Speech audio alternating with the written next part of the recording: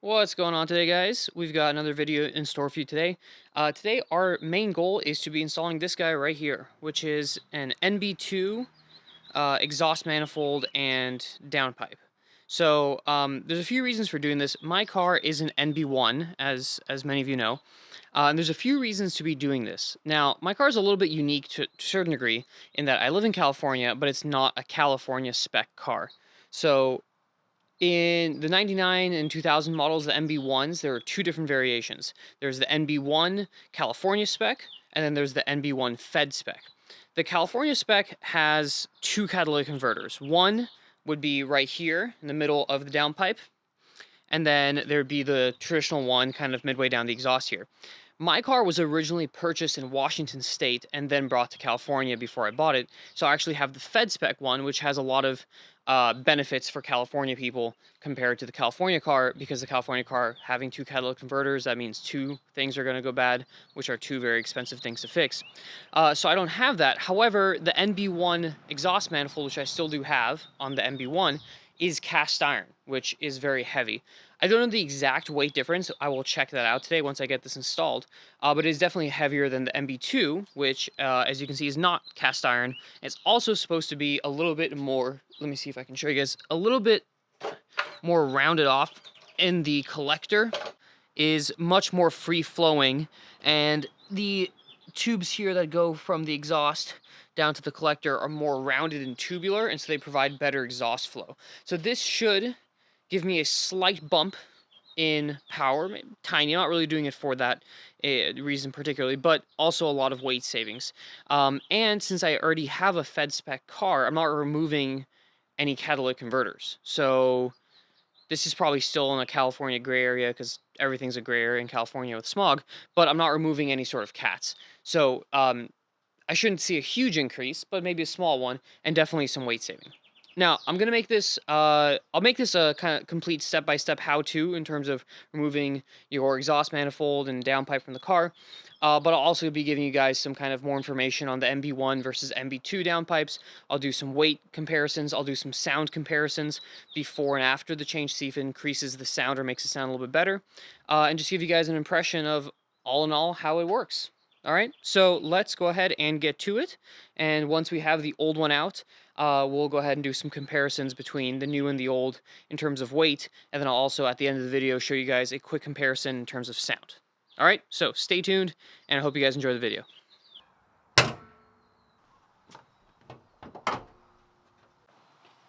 Alright, so first thing we need to do is take off this heat shield right here, which will then give us better access to the bolts holding the exhaust manifold onto the engine.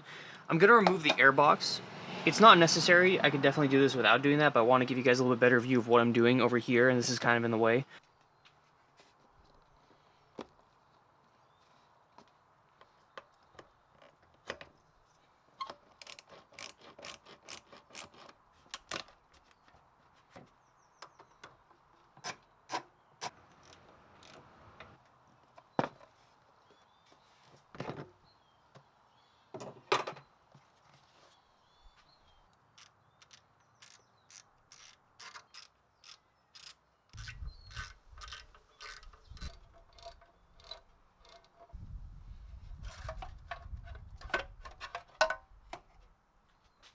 Alright, so we got the heat shield out of the way. Now, real quick, the one that's the most difficult to get to is right down here. I don't know if you guys can see that. That's the only one that's kind of hidden out of the way. Otherwise, there are 6 total. They're all 10s and they're all the same length. You don't really have to worry about which bolt goes where. They all go wherever. But yeah, that's the only one that's a little bit tricky, is the one down here. But with an extension and some sort of wobble bit, you should be able to get in there just fine. Okay? So now, let's try to loosen these guys up, because they're going to be difficult, potentially, likely. I don't know if they've ever been off in the 21 years of this car's life, so they might be really stuck on there. I'm going to spray some penetrating fluid on there, and then hopefully I should be able to get them off without too much drama. So let's see if that works out for me. Oh, that's not bad at all. Yeah, that came right out. Alright, so there should be 9 total. 4 right here, 4 right there, and then 1 right in the middle here. So let's see if the rest are as straightforward as the first guy. There we go.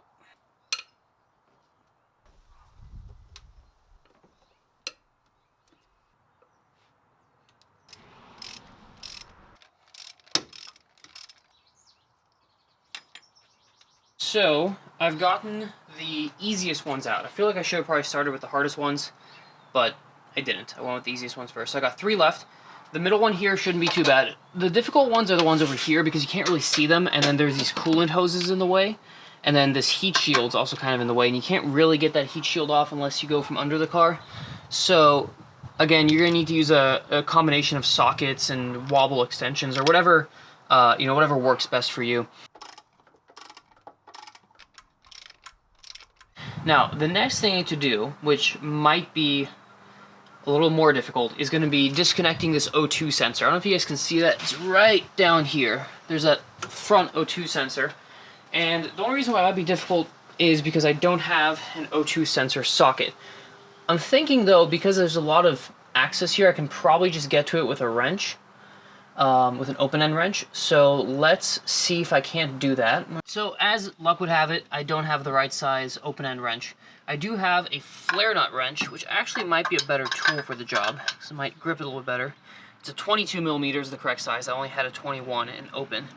Now the only issue with this guy is that's really short, so I can't really get a lot of leverage on here. So I'm thinking I might have to do that trick where you use 2 wrenches together to get more leverage, so let's try that.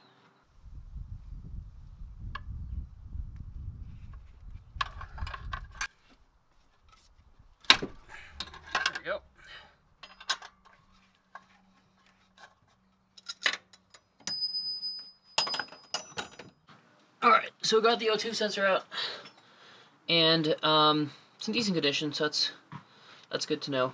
Now, I will say, again, if you have a socket, an O2 sensor socket, use that. It's way easier.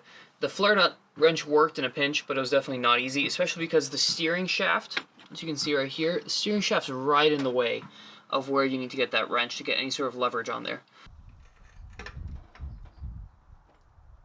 Alright, so the 2 screws we need to get to are it's two nuts on these studs right here. So hopefully these are obviously going to be the hardest ones to get off and the ones that are most likely to strip or break or whatever. Let's hope I didn't jinx myself right there. We got these 2, and then hopefully the whole thing should be free once we get the top one out.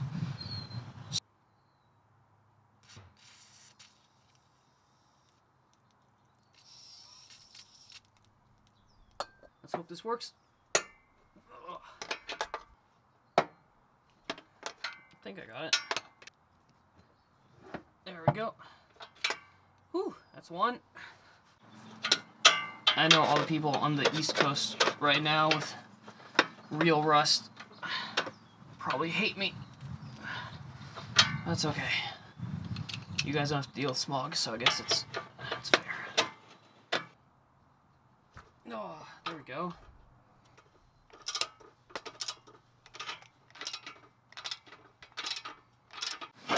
Okay, just got to push it back to get the studs to clear, but we should be good. Now let's go back up to the top, and let's take a stab at that last bolt, and then see if we can pull this thing out. Alright, now I did catch myself before I made one big mistake, which is we're not ready. We have all the bolts out here. We have the 9 here out, we have the 2 underneath down, we still have the EGR connected. Okay, so we got this EGR tube right here. Alright guys, so let's go on a quick tour of the Miata EGR system. So this is the NB2 manifold I'm putting on right here. You can see here this is the EGR tube, which is still on the car on our old manifold, which we need to get off. But basically, it connects in 2 places. It connects right here to the engine with 2 10mm nuts, and then it connects here to the exhaust manifold with this 22mm one large nut that kind of screws on and holds it tight. So, to see what it looks like on the engine, let's go over here. So, right down here, you can see this is the existing one that's on the car. So, this is the one, that thick kind of screw-on nut. So, that's one thing we have to get off. And then, right over here, let's see if I can get that in focus. Right down there, You can see there's two 10mm holding this guy onto the engine.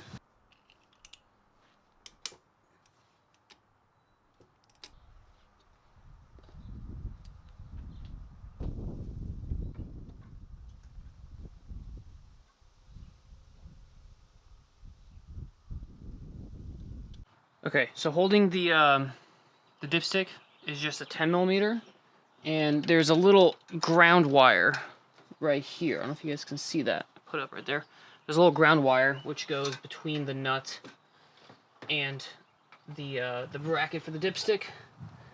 Now we can just go ahead and move the dipstick out of the way enough to where we can pull the manifold out. And in theory, they should just come loose.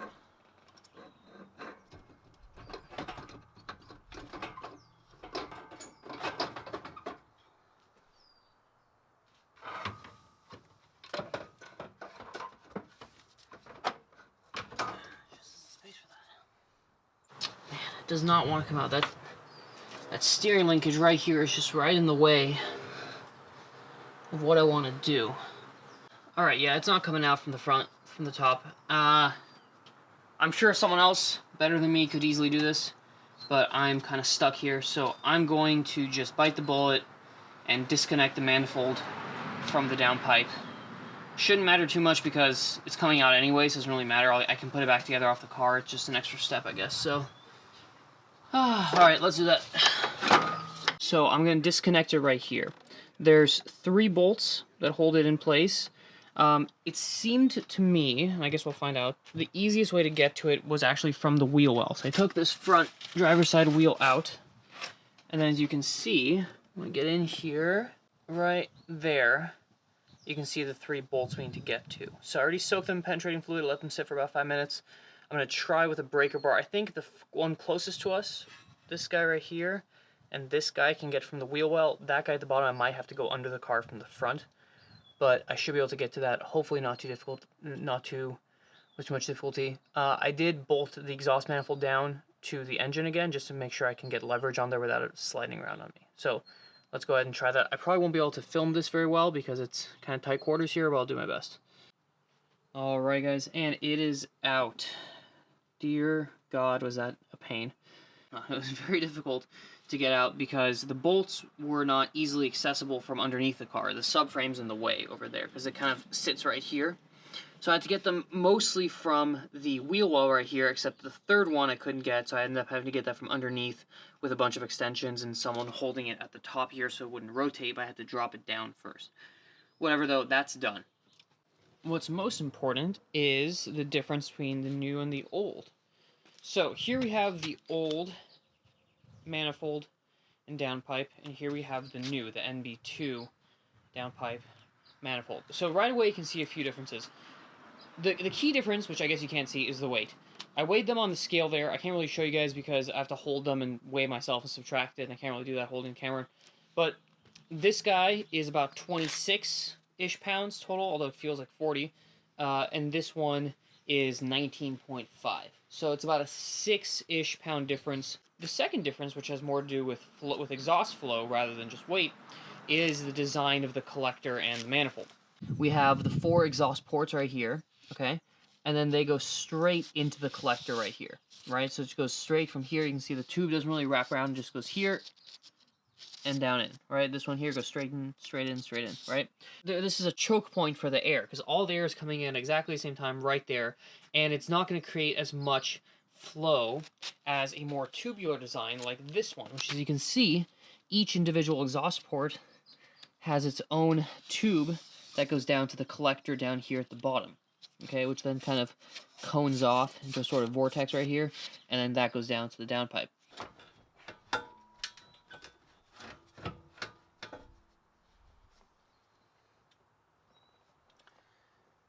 Nope, it's not going to work. This flange right here is going to get in the way. So I got to do it in 2 pieces, but I don't think that's going to be as difficult as getting it off in 2 pieces. We'll see. That's always famous last words, but... Alright. So, now I should, in theory, just be able to line up this guy here, like that. Beautiful. So now I'm going to loosely bolt this down with these 9 bolts here, or 9 nuts here, because I still want a little bit of wiggle room so that I can connect the flange to it from the bottom. So I'm not going to go all the way tight, but I'll put these on so that it won't fall off on me. Ow.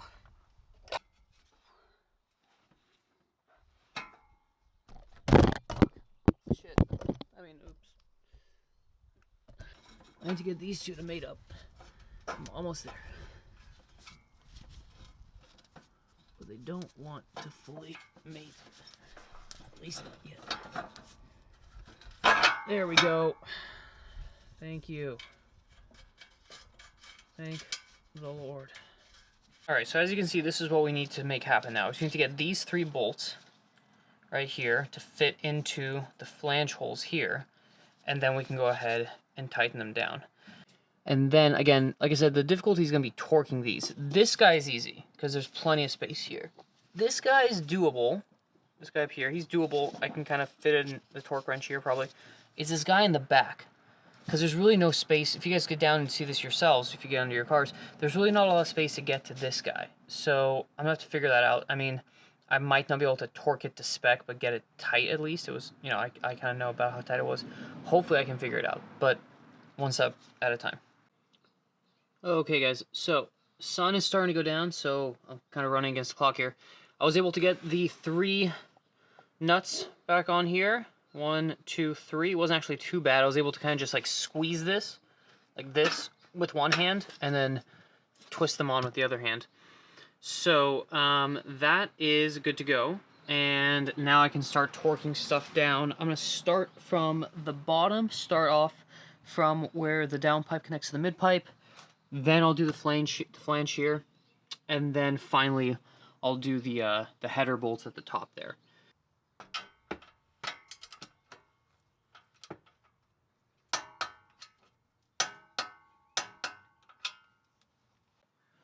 Alright guys, so I did it. I was able to get the flange bolts torqued down to spec, all 3, which was really cool. Now here's how I did it. So in case you guys are struggling with this, this is what was the winning solution for me for the 2 that are, again, let me see if I can get this to focus. Okay, so the 2 in the back.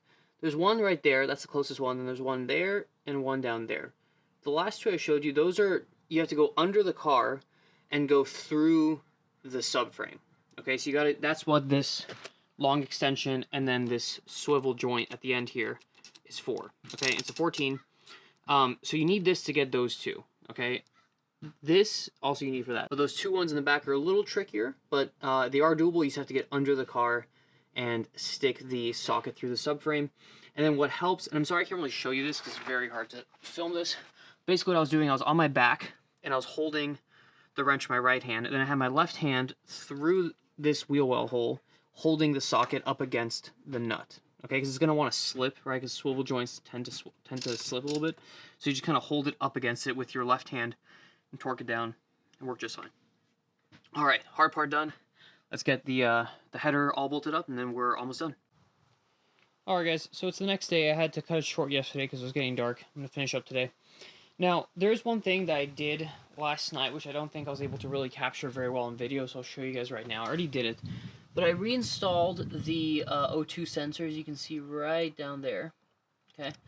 Now, the important thing to note here is that the original, before I took it off, in the original location, it's a little bit further down now with this different downpipe.